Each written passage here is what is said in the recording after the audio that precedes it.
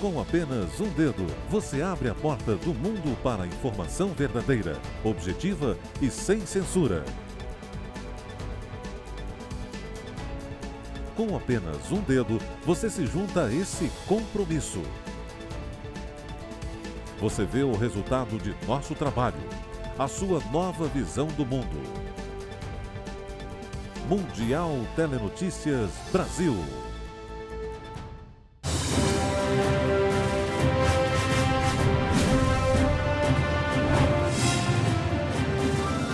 Olá, e já estamos começando outra edição do Mundial Telenotícias comigo, Paulo Echevarria. Acompanhe.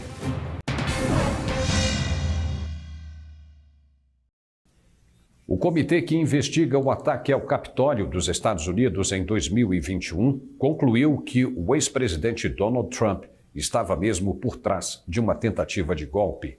Derrotado nas eleições, Trump queria se manter no poder. A audiência foi exibida no horário nobre da televisão e apresentou as descobertas da investigação. On this point, there is no room for debate. Those who invaded our Capitol and battled law enforcement for hours were motivated by what President Trump had told them, that the election was stolen and that he was the rightful president. President Trump summoned the mob, assembled the mob, and lit the flame of this attack. Nos trabalhos da comissão, o painel usou depoimentos prestados a portas fechadas por alguns dos conselheiros mais próximos e confiáveis de Trump, entre eles o genro e principal conselheiro Jared Kushner e o ex-procurador-geral Bill Barr. Além disso, foram divulgadas imagens, algumas inéditas, da violência que tomou conta da sede do governo, que deixou 5 mortos. Trump chamou a investigação de uma caça às bruxas sem fundamento e defendeu a ação, que classificou como o maior movimento da história do país, para fazer com que os Estados Unidos voltem a ser grande. A ONU emitiu um alerta de crimes de guerra após sentenças de morte na guerra da Ucrânia. O Escritório de Direitos Humanos da ONU disse estar preocupado com as sentenças de morte impostas por separatistas pró-Moscou a 2 cidadãos britânicos e um marroquino capturados por tropas russas. O gabinete da chefe de direitos humanos da ONU, Michelle Bachelet, disse que as autoproclamadas repúblicas pró-Rússia não estão cumprindo as garantias essenciais de julgamentos justos. Ela acrescentou que julgamentos em tais circunstâncias contra prisioneiros de guerra equivalem a crimes de guerra. Autoridades separatistas ordenaram a pena de morte para Aydin Aslin, Shaun Pinner e Sadun Brahim. Os países ocidentais reagiram com indignação às sentenças de morte. Os britânicos Aslin e Pinner se renderam em abril em Mariupol, a cidade portuária do sul da Ucrânia, que foi capturada por tropas russas em maio, após um cerco de semanas. Mais tarde, eles apareceram na televisão russa pedindo ao primeiro-ministro britânico Boris Johnson que negociasse a libertação deles. A secretária de Relações Exteriores da Grã-Bretanha, Liz Truss, chamou as sentenças de um julgamento falso, com absolutamente nenhuma legitimidade. Um porta-voz de Johnson disse que a sentença viola os direitos dos prisioneiros sob as convenções de Genebra, que definem os direitos básicos dos prisioneiros de guerra. O presidente ucraniano Volodymyr Zelensky elogiou a Grã-Bretanha pela liderança em armas, finanças e sanções. O comentário foi feito durante uma reunião com o ministro da Defesa britânico Ben Wallace em Kiev. Segundo Zelensky, a guerra é uma manifestação de quem são os verdadeiros amigos. Ele acrescentou que não apenas amigos estratégicos, mas eficazes e parceiros.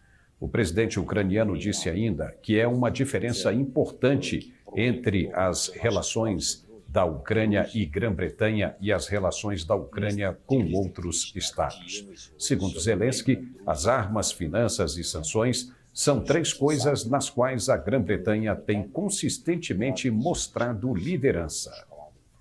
Але ці слова переходять постійно до дій. Kosovo vai se inscrever formalmente para se juntar à União Europeia no final do ano, foi o que disse o primeiro-ministro Albin Kurti nesta sexta-feira, durante a primeira visita do chanceler alemão Olaf Scholz aos Balcãs Ocidentais. Um dos maiores obstáculos para a ambição de fazer parte do bloco são as tensões com a vizinha Sérvia, da qual Kosovo se separou em 2008.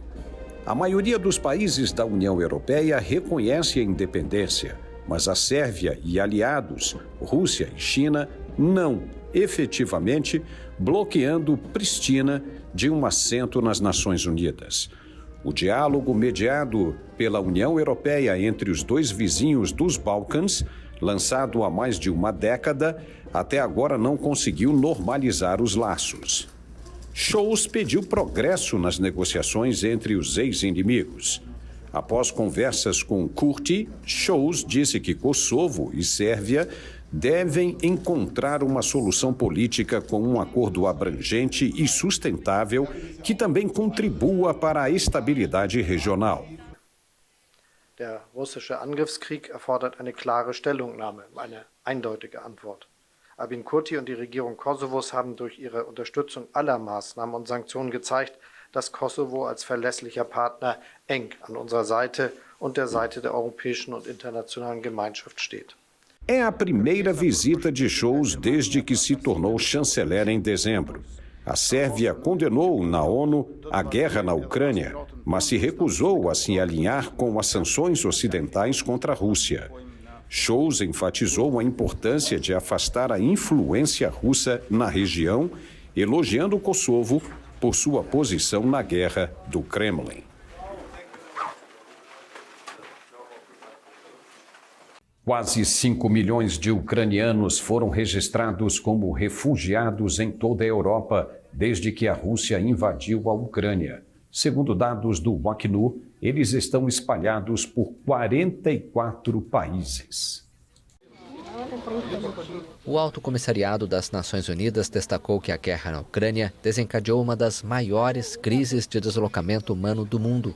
Uma atualização do portal de dados da agência sobre a situação na Ucrânia mostra que 4.816.000 ucranianos se registraram como refugiados em 44 países europeus desde 24 de fevereiro.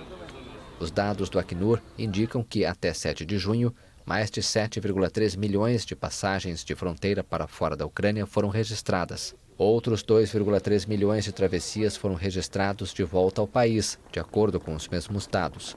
Segundo a ONU, mulheres e crianças representam 90% dos que fugiram para o exterior. Homens com idade entre 18 e 60 anos são elegíveis para o serviço militar e não podem deixar a Ucrânia. Ao todo, a Organização Internacional para as Migrações estima que mais de 8 milhões de pessoas foram deslocadas dentro do território. E o presidente da Venezuela, Nicolás Maduro, chegou em Teherã nesta sexta-feira para conversas com o líder iraniano Ibrahim Raisi. As informações são da mídia estatal da República Islâmica. A visita deve durar 2 dias e é realizada a convite de Raisi. Ao lado de Rússia, China, Cuba e Turquia, o Irã é um dos principais aliados da Venezuela. E como a Venezuela está sujeito a duras sanções dos Estados Unidos. Os laços bilaterais entre os dois produtores de petróleo eram fortes sob o falecido líder socialista venezuelano Hugo Chávez e foram reforçados ainda mais sob o sucessor Nicolás Maduro. Em maio, o ministro do petróleo do Irã, Javad Ouji, se encontrou com Maduro durante uma visita oficial à Venezuela.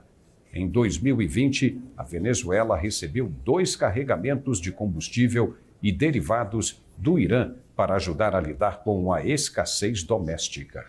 O Irã é o terceiro país que Maduro visita esta semana, depois de viagens à Turquia e Argélia. A Polícia Federal encontrou vestígios de sangue na lancha do homem que foi detido após o desaparecimento há 4 dias do jornalista britânico Dom Phillips e do indigenista Bruno Pereira, na Amazônia. O sangue estava na embarcação de Amarildo da Costa de Oliveira, de 41 anos, conhecido como Pelado. Ele foi preso em flagrante na terça-feira. O material coletado foi levado para análise em Manaus. Na noite desta quinta-feira, dezenas de pessoas fizeram vigília na sede da FUNAI, em Brasília. O Bruno foi coordenador de índios isolados aqui da FUNAI durante 14 meses, mas trabalhou mais de 10 anos no Vale do Javari, conhece todos aqueles rios, estava de licença para fins pessoais e com essa licença ele foi para a base atuar junto com a Univaja, que é a União dos Povos Indígenas do Vale do Javari, para tentar reduzir a quantidade de traficantes, a quantidade de criminosos que estão lá, Bruno já tinha sido ameaçado por madeireiros e garimpeiros ilegais. E agora um rápido intervalo e voltamos em 1 minuto. Quando você precisa saber rapidamente o que está acontecendo nos lugares mais remotos do planeta, só existe um lugar em sua própria língua. Mundial Telenotícias Brasil, sua nova visão do mundo.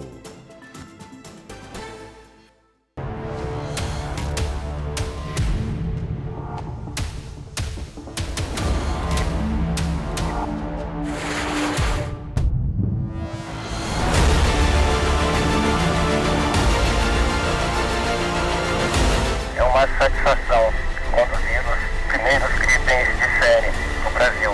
Senta porra, Brasil!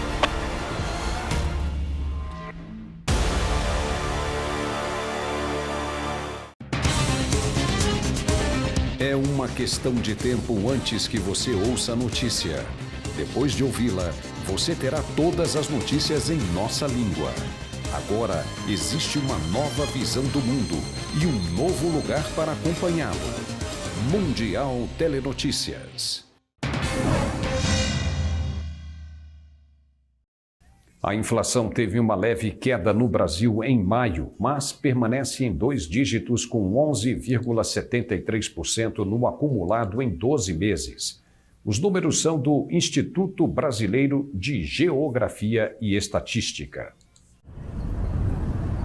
Em abril passado, a alta dos preços foi de 1,06%, a maior em 26 anos para este mês. O índice anual ficou, então, em 12,13%, um percentual inédito desde outubro de 2003, segundo dados oficiais. De acordo com o IBGE, 8 dos 9 grupos estudados tiveram altas em maio. O aumento dos preços dos produtos básicos motivou o Ministério da Economia a ordenar em maio a redução das tarifas de importação de uma lista de mercadorias para reduzir seu custo. O índice de preços ao consumidor acumula alta de 4,78% nos primeiros 5 meses do ano, aproximando-se do teto de 5% da meta do Banco Central para 2022. Na quarta-feira, uma pesquisa revelou que cerca de 33 milhões e 100 mil pessoas passam fome no Brasil. O número é 73% a mais do que em 2020. O estudo da Rede Brasileira de Pesquisa em Soberania e Segurança Alimentar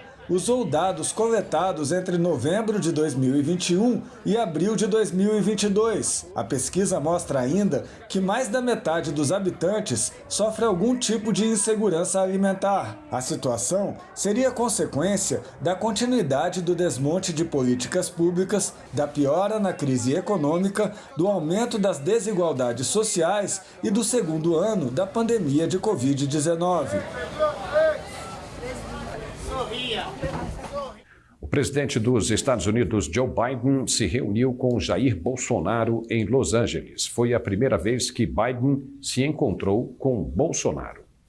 Temos as nossas dificuldades. Os dois adotaram um tom conciliador diante da imprensa. Brazil is a wonderful place, magnificent people, and because of the vibrant, inclusive democracy and strong electoral institutions. Our nations are linked by deeply rooted shared values that unlocks incredible opportunities for both our nations, in my view. Thanks.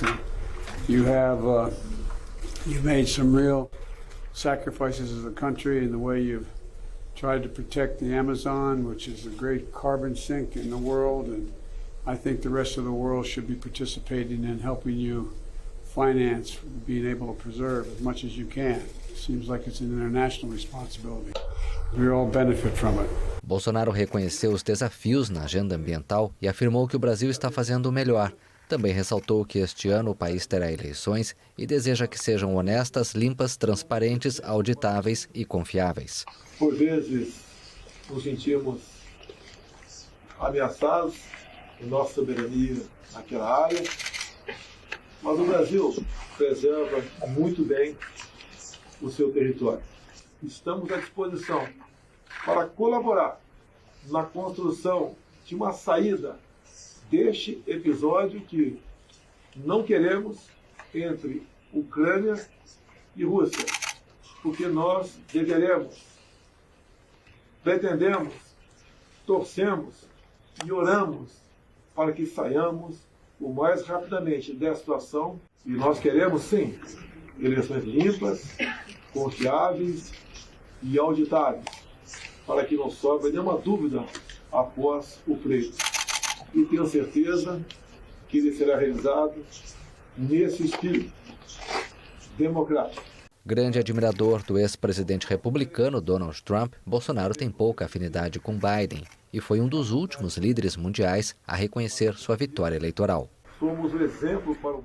O governo dos Estados Unidos anunciou que tem um plano operacional para entregar 10 milhões de doses da vacina contra a Covid-19 até 20 de junho. A remessa é destinada a bebês e crianças pequenas e precisa de aprovação de reguladores de saúde.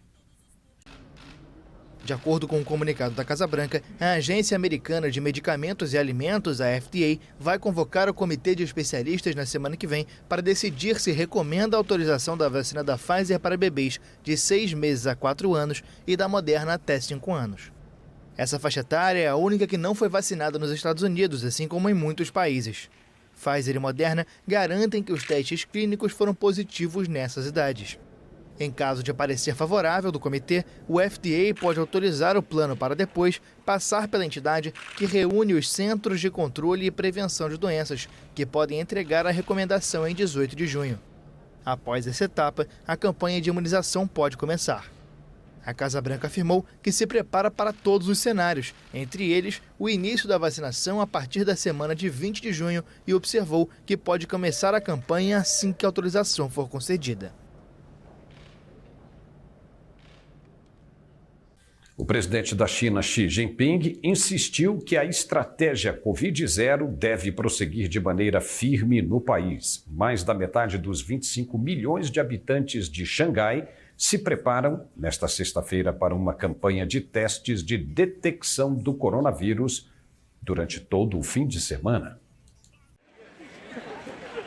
Depois de quase 2 anos e meio de pandemia, a China é a última grande economia do mundo que tenta eliminar qualquer foco da doença com medidas que incluem confinamentos severos, testes em larga escala e quarentenas obrigatórias. Nos últimos meses, a estratégia foi questionada devido ao surgimento da variante Ômicron, mais transmissível e que gerou fortes restrições em 2 das maiores cidades do país, Pequim e Xangai. De acordo com a agência de notícias estatal Xinhua, Xi Jinping pediu uma coordenação eficiente de prevenção e controle da Covid-19, mas advertiu que a estratégia de tolerância zero com a Covid-19 deve ser mantida com firmeza. Analistas consideram que a abordagem da pandemia vai causar problemas para que a China alcance o objetivo de crescimento econômico de 5,5% em 2022, devido ao fechamento de empresas provocado pelos confinamentos, além de problemas nas cadeias de abastecimento. Xangai pretende aplicar testes de coronavírus em mais da metade dos moradores a partir deste sábado, menos de 2 semanas depois do início da suspensão de um confinamento de quase 2 meses. Algumas partes de Pequim também voltaram a impor restrições depois de iniciar a flexibilização com permissão de abertura de áreas internas de restaurantes no início da semana. O nível de contágios na China é muito menor do que em outros países. Nesta sexta-feira, o país registrou 73 novas infecções, das quais 8 foram em Pequim e 11 em Xangai. O Irã está retirando 27 câmeras de vigilância de instalações nucleares. A medida veio em resposta a uma resolução adotada pela Agência Internacional de Energia Atômica, que faz críticas ao país. 27 cameras are being removed in Iran, apart from an online enrichment monitoring system that we have over there. This, of course, poses a serious challenge to our ability to continue working there and to confirm the correctness of Iran's declaration under JCPOA. A crítica do Conselho de Administração do órgão ao Irã é a primeira desde junho de 2020 e foi apresentada pelos Estados Unidos, Grã-Bretanha, França e Alemanha, depois que vestígios de urânio enriquecido foram encontrados em 3 usinas nucleares não declaradas por Teherã. Apenas Rússia e China votaram contra, enquanto Índia, Líbia e Paquistão se abstiveram. Em um comunicado, o Ministério das Relações Exteriores iraniano chamou de ação política, não construtiva e incorreta e afirmou que o Irã tinha o programa nuclear pacífico mais transparente do mundo. Nas ruas de Teherã, os cidadãos aguardam uma solução. من اینطوریه که ایران بهتره که با این قطعنامه‌ها موافقت کنه تا جلوی جنگ‌های بیشتر رو بگیره و باعث بشه یه صلح جهانی برقرار بشه. این تحریم‌ها بیشتر نشه چون این تحریم‌ها خیلی داره به مردم فشار میاره. این گرونی تحریم‌ها به نظر من بهتر هستش که همکاری بیشتر بشه و اجماع جهانی بر علیه ما شکل نگیره. A continuação do bloqueio pode ser um golpe fatal ao acordo de 2015, que limitou as atividades nucleares em troca da redução das sanções internacionais. Este pacto está enfraquecido desde que o ex-presidente Donald Trump retirou unilateralmente os Estados Unidos do acordo em 2018 e restabeleceu as sanções contra Teherã. A Guarda Costeira sueca anunciou que detectou um vazamento de uma substância desconhecida no Mar Báltico, na costa do país. O vazamento, que cobre uma área de 77 quilômetros quadrados em águas suecas e finlandesas, foi identificado no Golfo de Botnia. A Guarda Costeira sueca anunciou nesta quinta-feira que detectou um vazamento de uma substância desconhecida no Mar Báltico, na costa de seu país. O vazamento, que cobre uma área de 77 quilômetros quadrados em águas suecas e finlandesas, foi identificado na quarta-feira no Golfo de Botnia. A Guarda Costeira informou em comunicado que ainda não está claro em que consiste o vazamento, mas não é óleo mineral e, no momento, não há ameaça imediata de atingir a terra firme. A Comissão Europeia assegurou que mapeou o vazamento com aviões e que também recolheu amostras, acrescentando que não pode comentar as medidas que devem ser aplicadas até que o material seja analisado. Também foi aberta uma investigação sobre possíveis crimes ambientais. Estamos investigando quais navios estiveram na área e que tipo de carga eles transportavam, destacou a Guarda Costeira. Agora mais um intervalo e voltamos em 1 minuto. É bem rapidinho, até já. A melhor alternativa de notícias internacionais em português. Mundial Telenotícias Brasil. É preciso coragem para olhar para o passado e ver as adversidades que superamos. Durante todo o caminho, enfrentamos batalhas, fazemos escolhas e sabemos que não chegamos sozinhos onde estamos. A Marinha está repleta de grandes heróis que inspiram novas histórias. Somos a força que transforma. 11 de junho, data magna da Marinha. Agora existe uma nova visão do mundo e um novo lugar para acompanhá-lo. Mundial Telenotícias.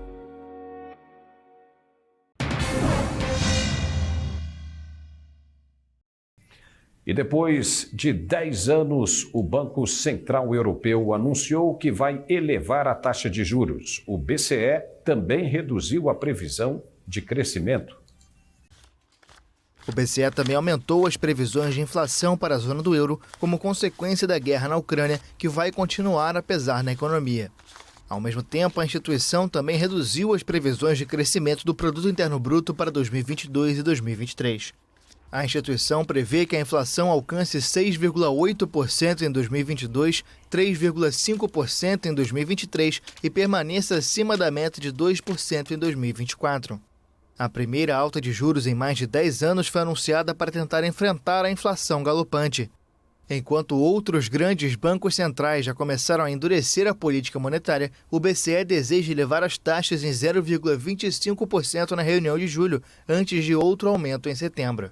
Em relação ao PIB, a previsão foi atualizada para um crescimento de 2,8% em 2022 na zona do euro, contra uma projeção anterior de 3,7%. E a ONU alertou nesta sexta-feira que o fenômeno climático Laninha deve continuar por alguns meses e possivelmente até 2023. O fenômeno afeta as temperaturas globais, agrava secas e as inundações. O fenômeno, que ocorre em períodos de 2 a 7 anos, provoca um resfriamento em grande escala das temperaturas da superfície na zona equatorial central e leste do Oceano Pacífico. De acordo com a Organização Meteorológica Mundial da ONU, há 70% de chance de que o Laninha, que começou em setembro de 2020, continue pelo menos até agosto. O fenômeno tende a resfriar as temperaturas em todo o mundo, ao contrário do El Niño, que tem efeitos de aquecimento nas temperaturas globais. A OMM afirmou que as secas que afetam o chifre da África e a América do Sul têm a marca do Laninha. A organização também acredita que as chuvas acima da média no Sudeste Asiático e na Austrália podem estar ligadas ao fenômeno, assim como as previsões de uma temporada de furacões mais intensa no Atlântico.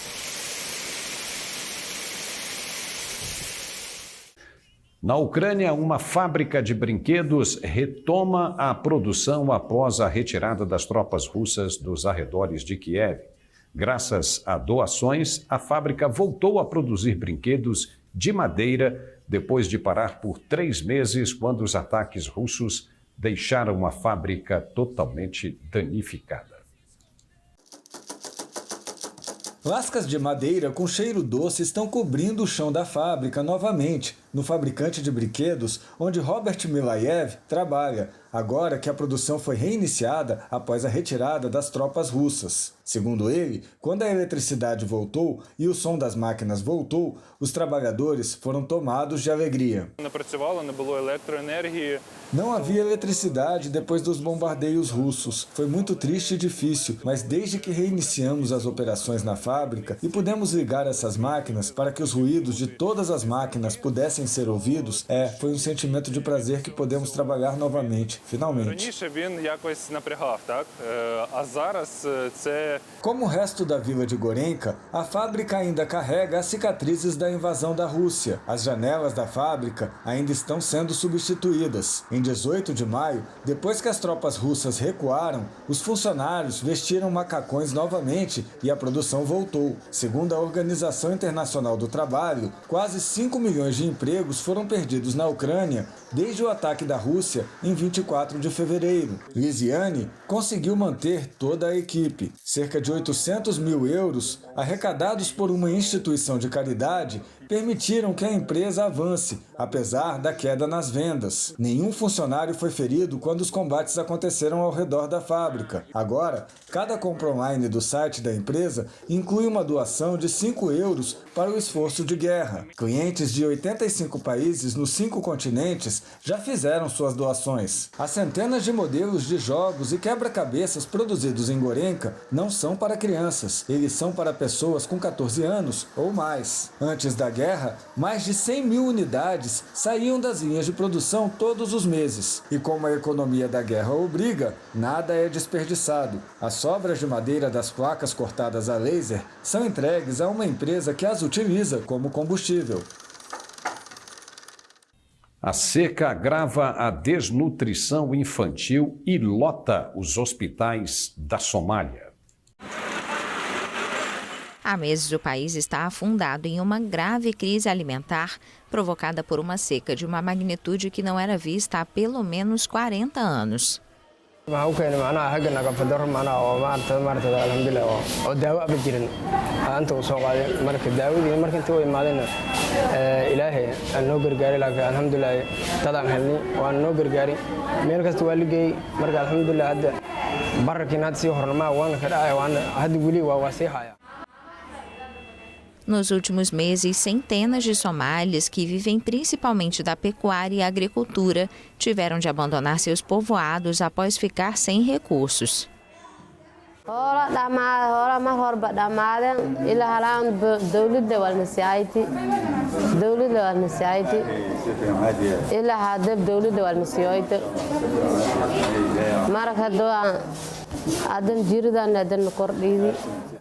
A seca também afeta os vizinhos Etiópia e Quênia. As organizações humanitárias seguem advertindo sobre o risco cada vez mais real de fome na região. Os funcionários do Hospital Banadir estão sobrecarregados. tirada bukaamada bilii hore noo imaanayay iyo marka la isku fiiriyo bilahan dambe aaday u bateen 3 laab camal tirada horeeta ay ka badan yihiin xitaa waxa dhacda marmarka qaar sariiraha intay buuxsamaan meel u dirna aaweeno isbitaalka ugu weyn oo qabtay ilmaha nafaqadarida sariira marmarka qaar intii loo waayo waxa dhacdo inay meesha caqabad ka imaato. As últimas 4 temporadas de chuvas desde o fim de 2020 têm sido insuficientes. Hoje, mais de 7 milhões de somalis, quase a metade da população, passam fome. Destes, segundo a ONU, 213 mil atravessam uma situação muito crítica. A NASA confirmou que o telescópio James Webb foi atingido por um micrometeoro. O episódio foi no mês passado, mas a Agência Espacial Americana afirmou que o telescópio ainda é capaz de desempenhar as funções para as quais foi projetado. Um espelho foi atingido no mês passado, mas a Agência Espacial Americana afirmou que o telescópio é capaz de desempenhar as funções científicas para as quais foi projetado. O micrometeoroide é um objeto que costuma ser menor que um grão de areia. A NASA afirma que os impactos desses objetos minúsculos são um aspecto inevitável da operação de qualquer nave espacial. O James Webb, cujo custo para a NASA é estimado em quase 10 bilhões de dólares, está entre as plataformas científicas mais caras jamais construídas. Sua missão inclui o estudo de planetas não pertencentes ao sistema solar, conhecidos como exoplanetas, para determinar sua origem, evolução e a capacidade de ser habitável, e espera-se que o equipamento produza imagens a cores espetaculares do espaço em meados de julho. O novo Museu Nacional de Oslo abre suas portas ao público neste sábado. Com 13 mil metros quadrados, o museu é o maior dos países nórdicos.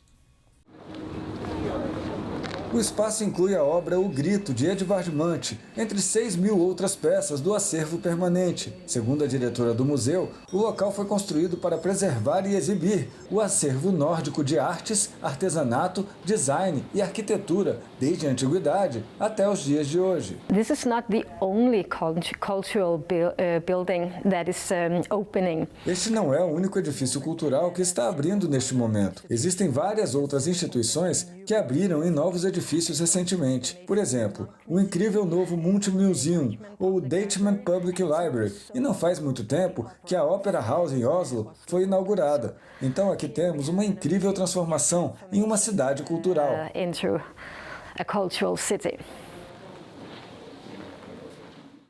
Esta edição fica por aqui, mas daqui a pouco tem muito mais. Até lá! É uma questão de tempo antes que você ouça a notícia. Depois de ouvi-la, você terá todas as notícias em nossa língua. Agora, existe uma nova visão do mundo e um novo lugar para acompanhá-lo. Mundial Telenotícias. Preparados. Sempre em prontidão. Os militares brasileiros estão prontos para defender o país. Integrando as ações das Forças Armadas, o Ministério da Defesa garante a soberania nacional, promove inovação tecnológica e, nos momentos críticos, assegura a assistência que o país precisa. Ministério da Defesa. 22 anos integrando forças pelo Brasil. Agora existe uma nova visão do mundo e um novo lugar para acompanhá-lo. Mundial Telenotícias.